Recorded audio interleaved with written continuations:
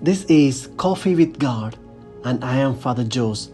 Let us begin this day with the Word of God and a short reflection.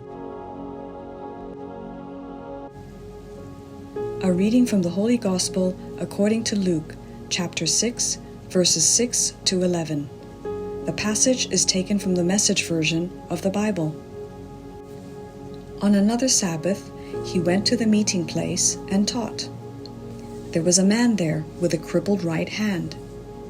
The religion scholars and Pharisees had their eye on Jesus to see if he would heal the man, hoping to catch him in a Sabbath infraction. He knew what they were up to and spoke to the man with the crippled hand. "Get up and stand here before us."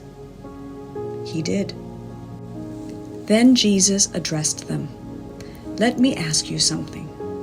What kind of action suits the Sabbath best? Doing good or doing evil? Helping people or leaving them helpless?" He looked around, looked each one in the eye.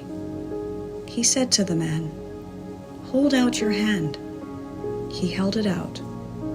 It was as good as new. They were beside themselves with anger and started plotting how they might get even with him. The Gospel of the Lord.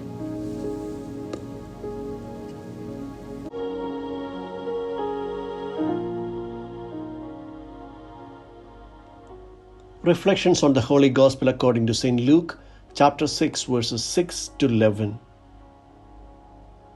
We have already seen the meaning of the Sabbath as a day of great joy, intended to be spent in prayer, listening to the Word of God, and sharing of meals.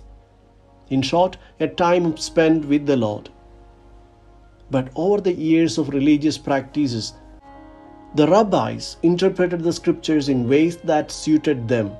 It became a day of obligation more than a day of celebration. Immediately following the incident of plucking the grains in the cornfield, Luke records another confrontation of Jesus with religious leaders, also on a Sabbath day. He heals a man with a withered hand in the synagogue. Luke narrates that the scribes and Pharisees in the congregation were watching him to see whether he would heal the man on a Sabbath day, so that they could accuse him of breaking the law.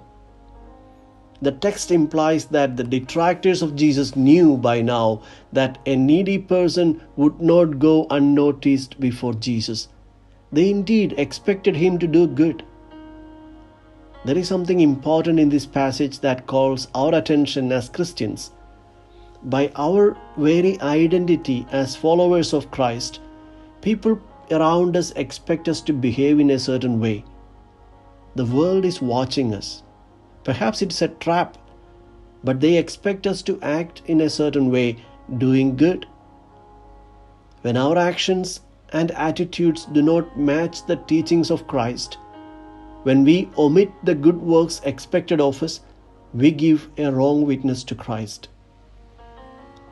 Practicing a profession or trade was prohibited on a Sabbath day.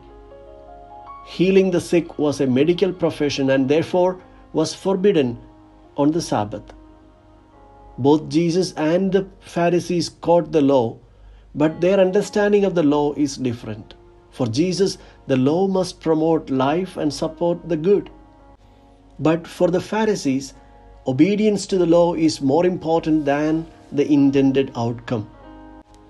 Jesus calls on leaders of the religion to amend their legalistic attitude and to become more empathetic and compassionate to the needs and sufferings of people.